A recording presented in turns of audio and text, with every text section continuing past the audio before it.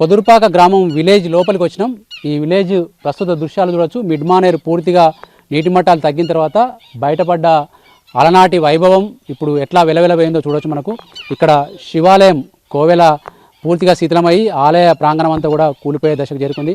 ఆ పక్కనే ఆలయం చుట్టుపక్కల ఉన్న ఇండ్లు కావచ్చు, ఈ పక్కన ఈ ఊరికి మొత్తానికి వైద్య సేవలు అందించే ప్రాథమిక ఆరోగ్య కేంద్రం ఉంది. ఆ కొద్ది దూరంలోనే కనిపిస్తున్న భవనం వెనకాల కేసీఆర్ అత్తగారి ఊరైన ప్రస్తుతం కేసీఆర్ సతీమణి శోభ వల్ల తల్లిగారి ఇల్లు ఇక్కడే ఉండేది.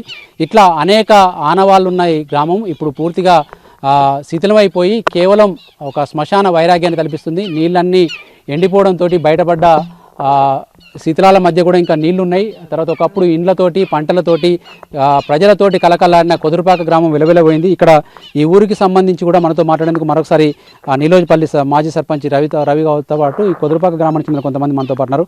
ఒకప్పుడు కొదురుపాక ఎట్లా ఉందన్న, ఇప్పుడు ఎట్లా ఉంది?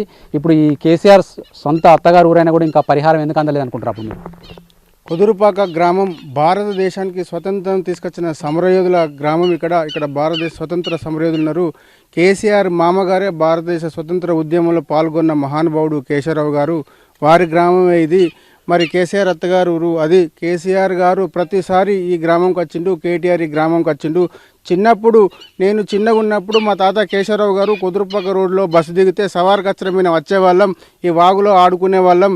అక్కడ కొమటికి ఇష్ట ఎదురుగా దుకాణంలో పిప్పర్మెంట్ చాక్లెట్ కొనుక్కునే వాళ్ళం అని చెప్పి పదే పదే కేటీఆర్ గారు చెప్తున్నారు. కానీ వాళ్ళు మాటలు చెప్పారు కానీ నిర్వాసితుల కన్నీళ్లు మాత్రం తుడవలేదు. మరి తల్లి శోభమ్మ కూడా ఎన్నోసార్లు విన్నవించినాం. శోభమ్మ గారికి వినతిపత్రం ఇచ్చినాం, పాలాభిషేకం చేసినాం. తల్లి మీరన్న ఈ కొదురుపాక గ్రామంతో పాటు ఈ చుట్టుపక్కల 12 గ్రామాలను ఆదుకోవాలని చెప్పి ఎన్నిసార్లు విన్నవించినా పట్టించుకోలేదు. కేసీఆర్ గారికి కలుద్దామన్నా కూడా ఈ 10 సంవత్సరాలు మాకు ఏనాడు కూడా అవకాశం ఇవ్వలేదు. కేసీఆర్ కానీ కేటీఆర్ కానీ వస్తే మమ్మల్ని 2 రోజుల ముందు అరెస్ట్ చేసి జైల్లో పెట్టడం తప్ప మా సమస్యలు వినే నాదురే లేదు. ఈ గ్రామం చూస్తే చాలా బాధ అనిపిస్తుంది. శివరాత్రి మహాపండుగ వస్తే ఈ శివాలయంలో అభిషేకాలు, అర్చనలు, మహాన్యాస రుద్రాభిషేకాలు జరిగేవి. ఇప్పుడు చూస్తే చాలా బాధ అనిపిస్తుంది. ఇక్కడ ప్రాథమిక హాస్పిటల్ ఉండేది. 4-5 గ్రామాల చెందిన వాళ్ళు వచ్చి ఇదే హాస్పిటల్లో చూపించుకునే వాళ్ళం. మేము నీలోపల్లికి వచ్చి నడుచుకుంటూ ఈ హాస్పిటల్లో చూపించుకునే వాళ్ళం. ఈ హాస్పిటల్ను, ఈ దేవాలయం చూస్తే చాలా బాధగా ఉంది. అన్న, ఇదే గ్రామానికి చెందిన కొదురుపాక వాస్తవుడు. ఏం పేరు? మీ పేరు?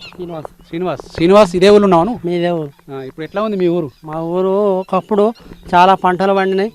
వేరే ఊళ్ళో చుట్టూ 20-30 ఊళ్ళ నుంచి వచ్చి ఉపాధి చేసి కౌలు మన పని చేసుకున్న వాళ్ళు మాకు పాడి పంటలు, మన పచ్చని పొలాలు చాలా ఉన్నాయి. ఇక్కడ పంటలు బాగా పండినాయి.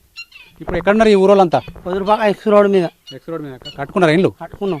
ఇప్పుడు ఇక్కడ బాగుందా, అక్కడ బాగుందా? ఇక్కడనే కొదురుపాక పాత ఊళ్ళో బాగుంది. ఇక్కడ చాలా పంటలు పండేది, తినడానికి చాలా ఉండేది. పంటలకు చేద్దామంటే బాగా ఉపాధి ఉండే. ఇప్పుడు కొదురుపాక ఎక్స్ రోడ్ మీద ఏం ఉపాధి లేదు.